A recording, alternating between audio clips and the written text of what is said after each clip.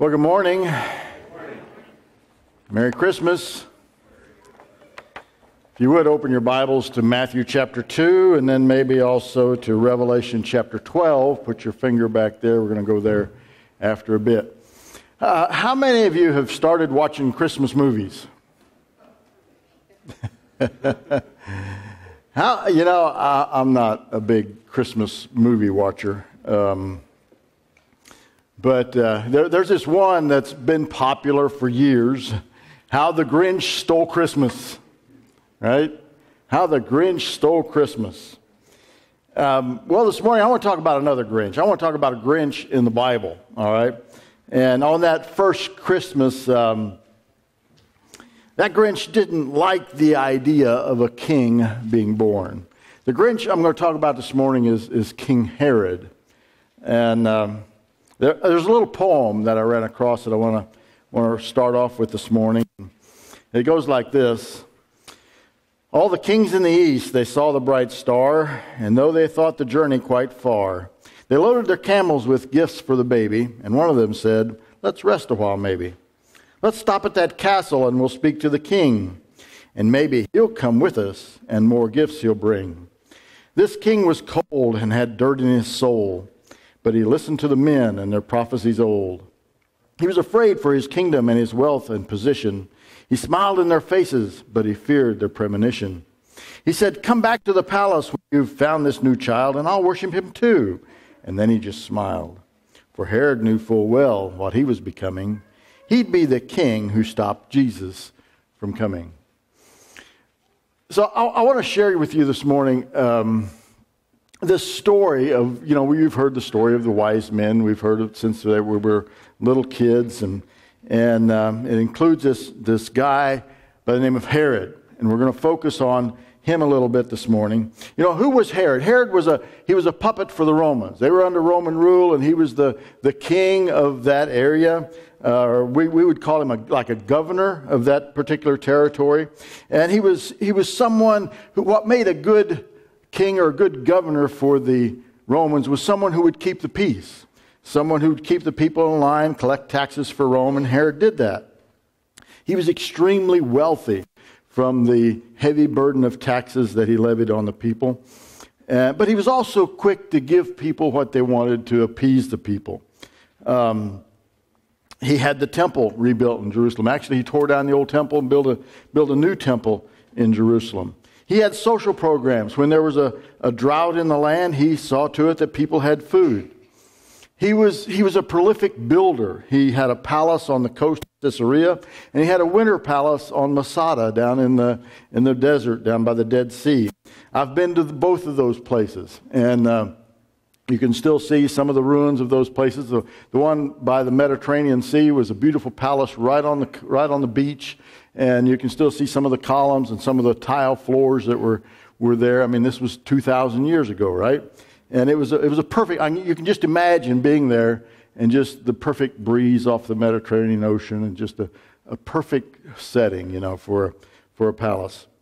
The one in Masada was built on a bluff, big high bluff, and it overlooks the Dead Sea and the whole plain where from this high bluff you can see it all over.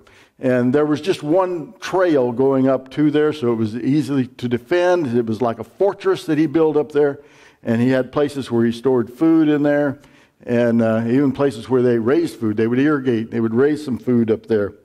So it was a really neat place. Today they have a cable car that takes you up to Masada, and it's on a real high deal. And it's really neat to see. So he was also a ruthless person for his political opponents. Anyone who threatened his position, he was very ruthless. He had his own wife and her children killed because he thought they were plotting against him. What had happened, Herod had come home from a conquest one time, and he told his wife about his great victory, and she was less than impressed. She was like, no big deal. And he thought because of that she was plotting against him, and so he had her and her children killed. He loved his wife very much, and he later regretted killing her, and he almost went mad. He almost went crazy because of what he had done. He spent a lot of time in the woods by himself. He kind of reminded me, as I studied him, of Nebuchadnezzar. And you know how he went crazy and was out in the woods. And King Herod was kind of like that. He was kind of cuckoo. People in high positions of power really live pretty lonely lives. They're like, who can they trust? Here, Herod couldn't even trust his own wife, and makes them suspicious of everybody. And as they meet people, they think, are they a threat to my leadership? And even his own wife, he thought was a threat to his leadership. You know, they called him the King of the Jews. I want you to hang on to that and remember that. That's significant to remember. I want to read the story in Matthew chapter 2 about the wise men and King Herod. Starting in verse 1. It says, after Jesus was born in Bethlehem in Judea, during the time of King Herod, Magi from the east came to Jerusalem and asked, where is the one who has been born King of the Jews? We saw his star when it rose and have come to worship him.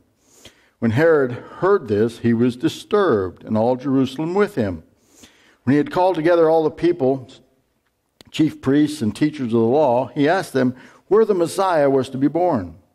In Bethlehem in Judea, they replied, for this is what the prophet has written. But you, Bethlehem, in the land of Judah, are by no means least among the rulers of Judah, for out of you will come a ruler who will shepherd my people Israel. So they were quoting a verse from the Old Testament that was prophesying about the New Testament, about when Jesus would be born, about where he would be born. And they knew it was supposed to be in Bethlehem. So, verse 7, then Herod called the Magi secretly and found out from them the exact time the star had appeared. He sent them to Bethlehem and said, go and search carefully for the child. As soon as you find him, report to me, so that I too may go and worship him. After they had heard the king, they went on their way, and the star they had seen when it rose went ahead of them until it stopped over the place where the child was. Now, I don't know if you all have seen this, but supposedly on December 21st, there's going to be this great star, this Star of Bethlehem, they call it. The first time in 800 years that these planets line up, and there's this great star that supposedly is the Star of Bethlehem. Is that significant that that's happening in 2020? I don't know.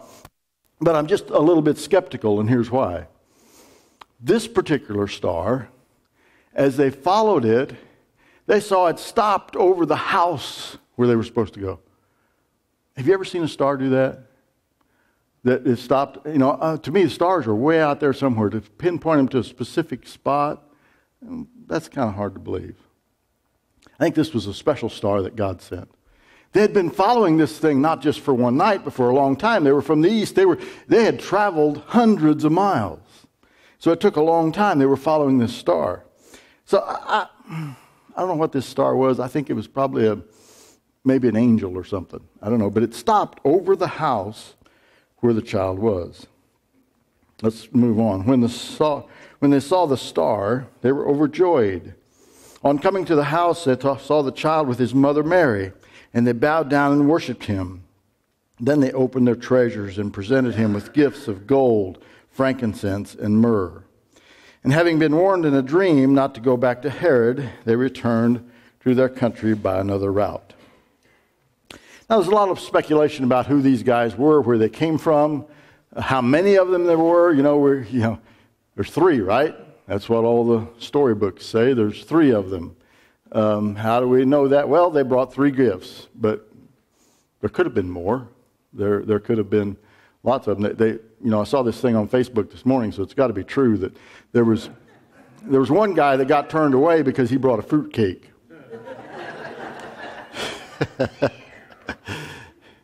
We don't really know for sure who they were or where they came from or how many of them there were, and it doesn't really matter. That's not the important part of the story. Let's read on in verse 13.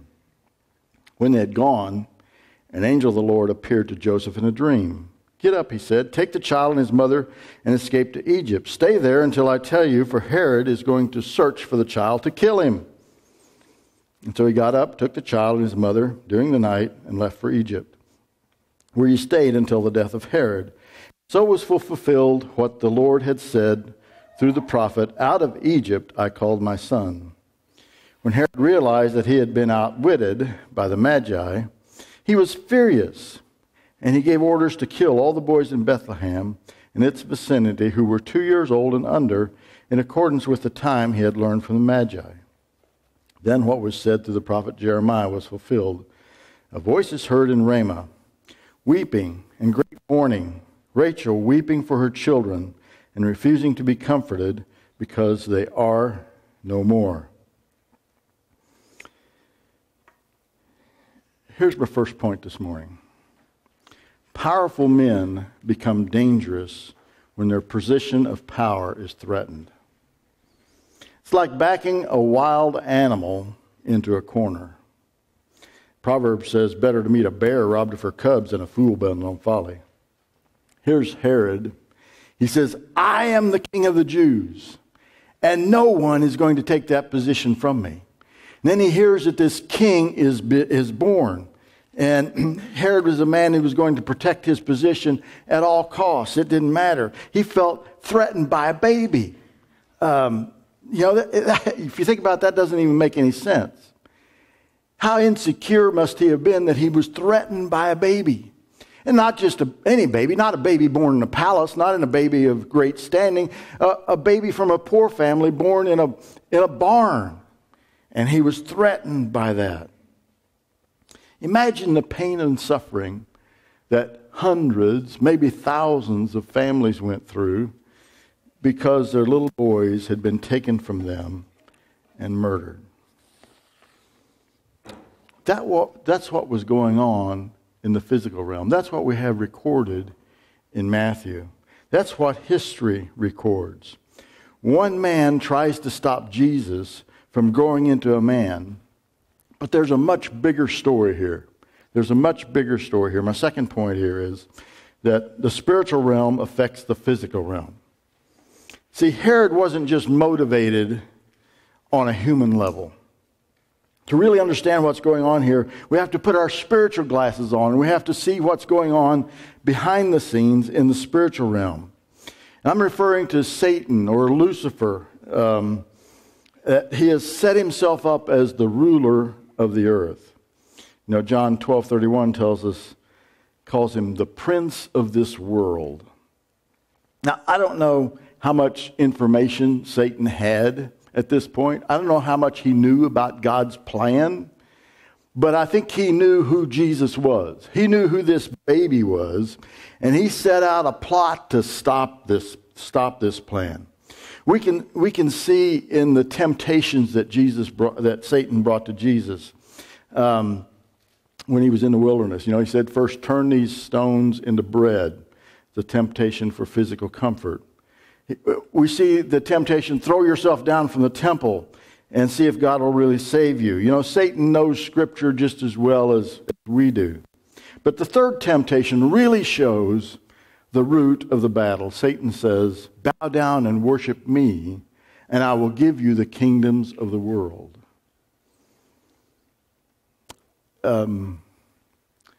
That was a real temptation, a real thing, or it wouldn't have been a temptation for Jesus. You know, God sending his son into our world to become king was a direct threat to Satan himself. Just like it was a threat for Jesus to become king of the Jews, they called him, threatening Herod, Jesus becoming king of the world is a real threat to Satan as well. I want you to turn with me to Revelation chapter 12, because Revelation chapter 12 gives us a real picture of what was going on in the spiritual realm. It starts out in verse 1, says, a great sign appeared in heaven, a woman clothed with the sun, with the moon under her feet, and a crown of 12 stars on her head. Now, I want to point out, starting out here, this woman that it's talking about is the nation of Israel, all right? If you remember, it refers to the sun, moon, and stars. Let's go all the way back to the book of Genesis. Here we are in Revelation. It's what I love about the Bible. because you can tie it all together from Genesis to Revelation. We go all the way back to the book of Genesis where Joseph had this dream. Remember his dream? And his dream was about this. Well, let me just read it to you. He says in Genesis 37:9, he says, I had another dream. He's talking to his parents and he's talking to his brothers. He said, and this time the sun and the moon and 11 stars were bowing down to me. When he told his father as well as his fathers rebuked him and said, what is this dream you had? Will your mother and I and your brothers actually come and bow down to the ground before you? Well, we know the rest of the story. We know that that actually happened about 20 years later. But here we are in Revelation, and it talks about the woman, Israel, the sun, the moon, and the 12 stars, or the 12. Remember, Jacob had 12 sons, the 12 tribes of Israel. You know, God changed Jacob's name to Israel. Let's go on with verse 2. It says, she was pregnant, this woman, Israel, was pregnant, and cried out in pain as she was about to give birth. Now, last week I talked about how there was a 400-year period before Jesus came, from the Old Testament to the New Testament, where there was silence, there was no prophets or anything like that. There was a time of pain, there was a time of birth pains going on in Israel. It says she was in pain as she was about to give birth. Then another sign appeared in heaven, an enormous red dragon with 7 heads and 10 horns, and 7 crowns on its heads. Its tail swept a third of the stars out of the sky and flung them to the earth. The dragon stood in front of the woman who was about to give birth so that it might devour her child the moment he was born. This is a picture of Satan as the dragon. And remember from the Old Testament, when Satan was cast out of heaven, he took a third of the angels with him who became demons. That's what he's talking about here. Isaiah 14:2 says, how you are fallen from heaven, O Lucifer, son of the morning. How you are cut down to the ground, you who weakened the nation. When Lucifer fell, he became Satan. He took a third of the angels. About right here. And he was waiting to devour this son, and he was using Herod to do it. It says she gave birth to a son, a male child, who will rule all the nations of the earth with an iron scepter. And her child was snatched up to God and to his throne. Now I want to note that between verses 5 and 6, there's about a 2,000-year period. It says he was snatched up to God. We see that as Jesus ascended up to heaven after his resurrection. It says he was waiting to devour her child as he was born. Herod used Satan to carry that out, to try to get rid of all these little boys. You know, today Satan is using abortion to do the same thing. I wonder how many abortions happen because Satan motivates a mother to abort a child before it's born. Maybe that child is destined to be an evangelist, a president, a scientist, someone who brings the cure for cancer. How many things aren't we experiencing that we could be experiencing if those babies would have lived? That's how Satan works. Their lives are snuffed out. So let's move on. Verse 6 says, the woman fled into the wilderness to a place prepared for her by God, where she might be taken care of for 1,260 days. This is now 2,000 years later during the tribulation period. The woman again is Israel. It says, then war broke out in heaven. Michael and his angels fought against the dragon, and the dragon and his angels fought back. But he was not strong enough, and they lost their place in heaven. The great dragon was hurled down, that ancient serpent called the devil or Satan, who leads the whole world astray. He was hurled to the earth, and his angels with him. Then I heard a loud voice in heaven say, now have come the salvation and the power and the kingdom of our God and the authority of his Messiah. For the accuser of our brothers and sisters, who accuses them before our God day and night, has been hurled down. I want to pause there for just a second. That's a little bit hard to understand until you remember the story of Job. And you remember how Satan came before God and he accused Job. You know, he's doing that for you. He goes before God and he accuses you and I. He says, see what he did? And then Jesus stands up and says, yeah, but that's covered. I got it covered. I got it covered. Isn't that awesome? He's the accuser of the brothers. Okay? It says they triumphed over him by the blood of the Lamb and by the word of their testimony. They did not love their lives so much as to shrink from death. Therefore, rejoice, you heavens, and you who dwell in them. But woe to the earth and sea, because the devil has gone down to you. He is filled with fury, because he knows his time is short. When the dragon saw that he had been hurled to the earth, he pursued the woman, there again, Israel, the woman who had given birth to the male child. The woman was given the 2 wings of a great eagle, so that she might fly to the place prepared for her in the wilderness, where she would be taken care of for a time, times, and half a time out of the serpent's reach. That's, I believe, 3.5 years is what that's referring to. Then from his mouth the serpent spewed water like a river to overtake the woman and sweep her away with the torrent. But the earth helped the woman by opening its mouth and swallowing the river that the dragon had spewed out of his mouth.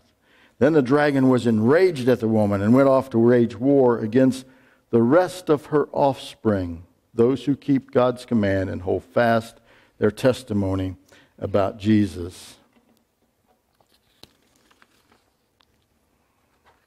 Ever since the beginning of time, Satan has been after this woman, Israel. 6 different times, there's probably more than that, but just 6 different times when Satan was after Jesus, trying to kill him, trying to destroy him. We saw it starting out motivating Herod to kill the baby boys. Then his temptation of Jesus in the wilderness. He used Peter to try to talk him out of going to the cross. Jesus was telling his disciples, I'm going to go to the cross. I'm going to die. I'm going to rise again. And Peter says, oh, no, you're not. We're going to stop them. You know, it was Peter that took the sword and tried to stop the soldiers. And what did Jesus say? Did Jesus turn to Peter and say, Peter, stop talking like that? No, he said, get behind me, Satan. He saw through Peter and saw what was really motivating Peter. It was Satan was motivating him. Jesus praying in the Garden of Gethsemane. A great spiritual battle going on. You remember he was sweating like great drops of blood. He was sweating blood. And God sent an angel to strengthen him. When Jesus was hanging on the cross, the chief priests, scribes, and elders, they mocked him and said, if you are the Son of God, come down from there. He could have. He could have. But he didn't. Even the thieves who were there mocked him and insulted him. All inspired by Satan. All inspired by Satan. Anti-Semitism is Satan-inspired. We've seen it since the beginning of the nation of Israel, up until today. You know, the Egyptians enslaving the Hebrews. Nebuchadnezzar conquering Israel, taking them off as slaves. We see it in Haman's evil plot to have the Jews killed. Read the book of Esther. We see it in Herod's plot again to kill the babies in Bethlehem. We see it in Hitler's Holocaust. We see it in the Muslims' hatred for the Jews today. You know, in Iran on a regular basis they have rallies where they chant, death to Israel, death to America. Why? Because they're led by the great dragon, the great Satan. And they're lashing out in fury just like Herod did. All because of a baby boy. God's Son, who he sent into our world to set up a kingdom that threatens Satan's kingdom. Just like King Herod thought this king of the Jews was going to threaten his kingdom, Satan thinks this king is going to threaten his kingdom, and it is. And he is. You know, if you're a believer in Jesus Christ, you're a part of that kingdom. As part of that kingdom, you are a threat to the existing kingdom of Satan. We see this story being played out all over the world. Why? Because Jesus Christ is an invasive force into the realm of the kingdom of the dragon. The same spirit that motivated Herod to kill all those baby boys is, believe me, is alive and well today. And he is not happy. Verse 12 tells us he is filled with fury because he knows his time is short. He knows his time is short. You know, we're blessed to live in central Illinois where we feel like we're still fairly free. But in lots of parts of the country, it's not so much that way. And, you know, there's attacks on churches everywhere. And just to illustrate the thinking of people. The other day, took Meg to the doctor, and her doctor's I don't know, pretty liberal, I think, mindset. But she had learned that we had had the virus and all that. And so the first question out of her mouth was, "Did you get it at church?" We said, "No, we don't think so." But that's the mindset. You can't be here because you might spread the virus, you know what I mean? And it's not a coincidence that churches are being targeted and forced to close, because Satan knows his time is short. Let's look again at verse 17. Then the dragon was enraged at the woman and went off to wage war against the rest of her offspring. Who's the rest of her offspring? It's Christians. It's the followers of Jesus Christ. We are her offspring, and believe me, Satan is not happy. He is not happy. He knows Jesus is coming back. He doesn't know when, but he's doing everything within his power to cause as much chaos as he can before that happens. You know, it was at Jesus' trial when Pilate asked him, "Are you the king of the Jews?" And he answered to him, "It is as you say." It is as you say. Herod couldn't stop the Lord's first coming, and no one's going to be able to stop the Lord's second coming. Satan tried to stop him the first time, and he's going to try to stop him the second time. There are alliances forming right now with world leaders that the Bible prophets have talked about, have spoken about 3,500 years ago. People in Russia, Turkey, Iran, and many other Middle Eastern and African countries. These are men who are not guided by God. They're guided by the great dragon, all right? And they are the horns and crowns it talks about in verse 3. At the appointed time, inspired by the dragon, they're going to invade the woman, Israel, once again. The only thing that has kept them from doing that is the United States of America. Commitment to Israel. That's the only thing that's kept them in check. With a possible Joe Biden presidency, we know that's going to change. We know that's going to be different than it is now. Probably not as much support for Israel as it is now. We know that Iran cannot have nuclear weapons.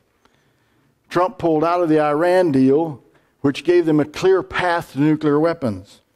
For the last 60 years, we've been kept safe by this philosophy of mutually assured destruction.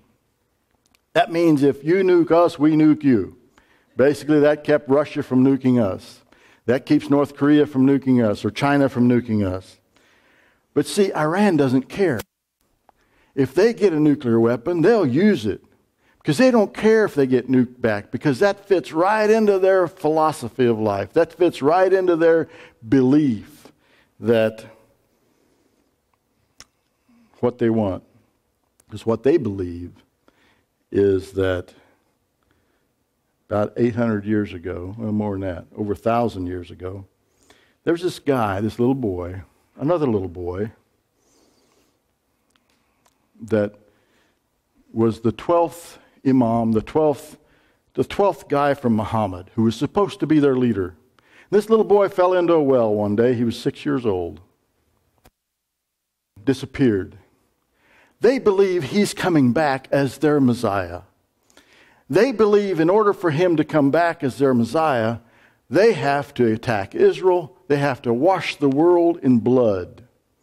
And if that's a nuclear weapon and nuclear weapons come back at them, they're fine with that because they believe if they're martyred and they, in this war, that's an automatic ticket to their paradise, they call it. That's why they can't have a nuclear weapon. But Joe Biden has already said he'll reinstate the Iran deal, which will give them a clear path to a nuclear weapon. Satan is still enraged at the woman. He's still enraged at the woman, even more so now than ever. Who was the Grinch that tried to steal Christmas?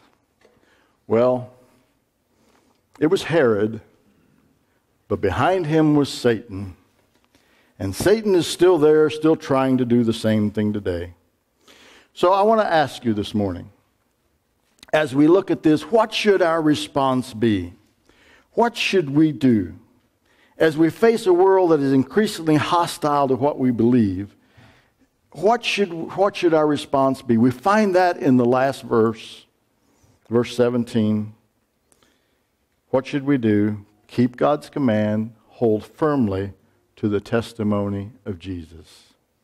Keep God's command and hold firmly to the testimony of Jesus. I want to remind you once again this morning, I did a series on the armor of God several months ago, where we talked a lot about being aware of the spiritual realm, being aware of what's going on around us. And this key verse in Ephesians 6:12, for our struggle is not against flesh and blood, but against the rulers, against the authorities, against the powers of this dark world, and against the spiritual forces of evil in the heavenly realms. It's in the coming weeks and months, we may experience more pressure to lock down, to close our doors. There may be more censorship on social media, whatever. But let's just remember, there's a much bigger picture than the people that we come in contact with. Behind the scenes, there is Satan orchestrating all this. But behind the scenes, we also have God on our side. We also have God on our side. We have His army of angels on our side. Let's not forget that. I think one of the things that we too often forget is to just stop and pray. Just turn it over to God. Just turn it over to God. As I was praying over this message the other day, and I was like, God, this is another one of those kind of tough, when we look at all this, and I just felt in my spirit that He just said, give it to me. Give it to me. Because I do feel a responsibility to teach you all the truth. Even when the truth, may not be fun. Because I can kind of see what's coming. What we're going to be facing before long. And I just felt in my spirit, God said, just let it go. I got this. We'll take care of it. And I think God will. God will. What would Jesus do? When we are tempted by Satan's lies, you fight back with the truth of Scripture. When the world gives you hate, you fight back with love. When the world gives you violence, you fight back with peace. When the world falsely accuses you, you fight back with truth. And then James 5:7, it says, be patient then, brothers and sisters, until the Lord's coming. Be patient until the Lord's coming. Here's how we fight back. We keep doing what we're doing. We keep growing His kingdom. We keep growing His kingdom. I'm excited this morning that we've got some new members we're going to recognize this morning. They've finished the 4 classes of Class 101 to Class 401. And, Class 101 is about church membership. It's about our church, how we're structured and what we do and why we do what we do and all that kind of stuff. Class 201 is about spiritual maturity. It's how to grow in Christ, how to how to be a disciple of Christ. Class 301 is discovering my ministry. It's about learning how to work within the church and what your gifts are and how you can be used within the church. And I'm blessed at this church. We have a very, very small staff, but lots of volunteers and lots of people are involved in a lot of different things, and that's awesome. I think that's the way it should be. And then the last one is discovering my mission. And my mission is spreading the gospel. And a lot of the things we talk about in that class is about how to share your testimony. And so these dear people that I'm going to present to you in a few minutes, we spent some time and they shared their testimonies. They've got some awesome testimonies. Oh, man, they're awesome. And I gave them the option. I said, do you want to share your testimony? And they're like, I don't want to talk in front of people. And, so somebody came up with this idea. We'll do it through cardboard testimonies. And so they're going to come out and share through their cardboard testimonies. Then we're going to present them the certificates for their membership.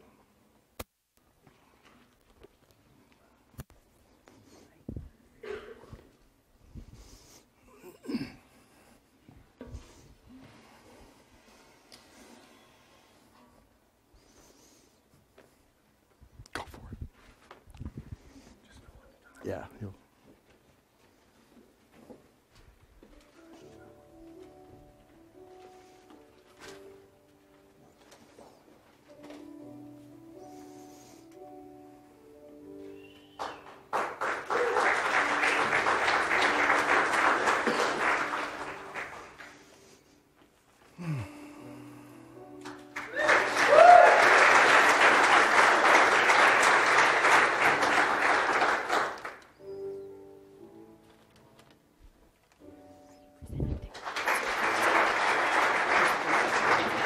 Mm-hmm.